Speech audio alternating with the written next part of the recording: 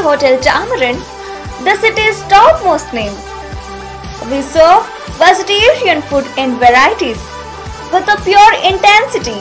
Join us for morning breakfast, dinner and supper for vegetarians. For more information, Hotel Tamarind, ground floor, Trends Complex, Basava Circle, Chikkodi. For outdoor parcel service, contact 8792571008.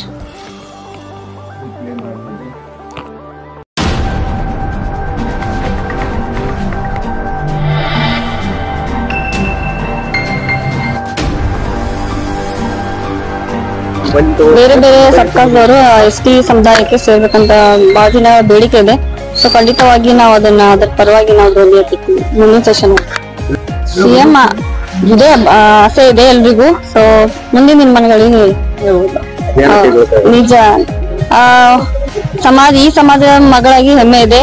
But ನಾನೀಗ ಎಲ್ಲಾ ಸಮಾಜನ ಒಳಗೊಂಡು ನಾನು ನನ್ನ ಕೆಲಸವನ್ನು ಮಾಡ್ಬೇಕಾಗುತ್ತೆ. So ಬಹಳ ಪ್ರೀತಿ ವಿಶ್ವಾಸ ನಮ್ಮ ಮೇಲೆ ಇಟ್ಕೊಂಡಿದ್ದಾರೆ ಮತ್ತು ಬಹಳ ಸಾಕಷ್ಟು ಭರವಸೆಯನ್ನು ಕೊಟ್ಟಿದ್ದೀನಿ ನಾನು. ಸೊ ಮುಂದಿನ ನಿರ್ಮಾಣಗಳಲ್ಲಿ ಖಂಡಿತವಾಗಿ ಅವ್ರದ್ದೇನ ಮನವಿಗಳಿವೆ ಸೊ ನಾನು ಖಂಡಿತವಾಗಿ ಮಾಡ್ತೀನಿ. ಕ್ಯಾಂಪೇನ್ ಅದು 5 ವರ್ಷ 7 ವರ್ಷದಿಂದ ನಡೀತಾ ಇದೆ.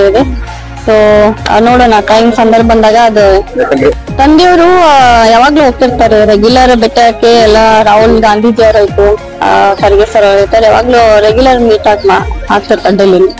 ಇಲ್ಲ ಈಗ ಮೊನ್ನೆ ನಡೆದಂತ ಏನು ಇದಿತ್ತೆ ಡಿಸೆಂಬರ್ ಅಲ್ಲಿ ಏನು ರಿಪೋರ್ಟ್ ಕೊಡ್ತೀನಿ ಅಂದಿದಾರಲ್ಲ. ಸೊ ನೋಡೋಣ ಆ ಬೇಸಿಸ್ ಮೇಲೆ ಮುಂದಿನ ಡಿಸಿಷನ್ ತಗೋತಾರೆ. ಸಚಿವ ಜಾರಕಿಹೊಳಿ ಖರ್ಗೆ ಅವರನ್ನ ಭೇಟಿಯಾಗಿದ್ದು ಹೊಸದೇನಲ್ಲ. ಸಂಸದೆ ಪ್ರಿಯಾಂಕಾ ಜಾರಕಿಹೊಳಿ ತಂದೆ ಸಚಿವರಾದ ಸತೀಶ್ ಜಾರಕಿಹೊಳಿ ಅವರು ಎಐಸಿಸಿ ಅಧ್ಯಕ್ಷರು ಹಿರಿಯ ಕಾಂಗ್ರೆಸ್ ನಾಯಕ ಮಲ್ಲಿಕಾರ್ಜುನ್ ಖರ್ಗೆ ಅವರನ್ನ ದೆಹಲಿಯಲ್ಲಿ ಭೇಟಿಯಾಗಿದ್ದು ಹೊಸದೇನಲ್ಲ. ದೆಹಲಿಗೆ ಹೋದಾಗ ವರಿಷ್ಠರನ್ನ ಭೇಟಿಯಾಗುವುದು ಸಹಜ. ಹೀಗಾಗಿ ಖರ್ಗೆ ಅವರನ್ನ ಭೇಟಿಯಾಗಿ ಆರೋಗ್ಯ ವಿಚಾರಿಸಿದ್ದಾರಷ್ಟೇ ಎಂದು ಚಿಕ್ಕೋಡಿ ಸಂಸದೆ ಪ್ರಿಯಾಂಕಾ ಜಾರಕಿಹೊಳಿ ಹೇಳಿದ್ದಾರೆ. ನಗರದ ಕುಮಾರ ಗಂಧರ್ವ ಕಲಾಮಂದಿರದಲ್ಲಿ ಭಾನುವಾರ ಜಿಲ್ಲಾ ವಾಲ್ಮೀಕಿ ಸಮಾಜ ವತಿಯಿಂದ ಆಯೋಜಿಸಿದ ಜಿಲ್ಲಾ ಮಟ್ಟದ ವಾಲ್ಮೀಕಿ ಸಮಾಜದ ಸಮ್ಮೇಳನ ಹಾಗೂ ಪ್ರತಿಭಾ ಪುರಸ್ಕಾರ ಕಾರ್ಯಕ್ರಮದಲ್ಲಿ ಪಾಲ್ಗೊಂಡು ಸನ್ಮಾನ ಸ್ವೀಕರಿಸಿ ಅವರು ಮಾಧ್ಯಮದೊಂದಿಗೆ ಮಾಧ್ಯಮಗಳ ಪ್ರಶ್ನೆಗಳಿಗೆ ಉತ್ತರ ನೀಡುತ್ತಾ ಇದ್ರು. ಇನ್ನು ಸಾಮಾಜಿಕ ಜಾಲತಾಣದಲ್ಲಿ ಸತೀಶ್ ಜಾರಕಿಹೊಳಿ ಅವರು ಸೇಮ್ ಆಗಬೇಕೆಂಬ ಅಭಿಯಾನ ನಡೆಯುತ್ತಿರುವ ಬಗ್ಗೆ ಮಾತನಾಡಿ ತಂದೆ ಸಚಿವರಾದಂಥ ಸತೀಶ್ ಜಾರಕಿಹೊಳಿ ಅವರು ಸೇಮ್ ಆಗಬೇಕೆಂದು ಇಂದು ನಿನ್ನೆ ಅಭಿಯಾನ ನಡೆಯುತ್ತಿಲ್ಲ. ಕಳೆದು ಅನೇಕ ವರ್ಷಗಳಿಂದ ಈ ಅಭಿಯಾನ ನಡೀತಾ ಇದೆ. ಸೇಮ್ ಆಗಲು ಸಮಯ ಕೂಡಿ ಬರಬೇಕು. ಆದರೆ ತಂದೆಯವರು ಈಗಲೇ ಸೇಮ್ ಆಗುತ್ತೇನೆಂದು ಎಲ್ಲಿಯೂ ಹೇಳಿಲ್ಲ ಎಂದರು. ಎಸ್ಟಿ ಸಮುದಾಯಕ್ಕೆ ಸೇರಿಸಬೇಕೆಂದು ಹಲವು ಸಮುದಾಯದವರು ಹೋರಾಟ ಮಾಡುತ್ತಿದ್ದು ನಮಗೂ ಕೂಡ ಮನವಿ ಸಲ್ಲಿಸಿದ್ದಾರೆ. ಈ ಕುರಿತು ನಾನು ಸಂಸತ್ತಿನಲ್ಲಿ ದನಿ ಎತ್ತುತ್ತೇನೆಂದು ಎಂಪಿ ಅವರು ಈ ಸಂದರ್ಭದಲ್ಲಿ ಹೇಳಿದ್ದಾರೆ.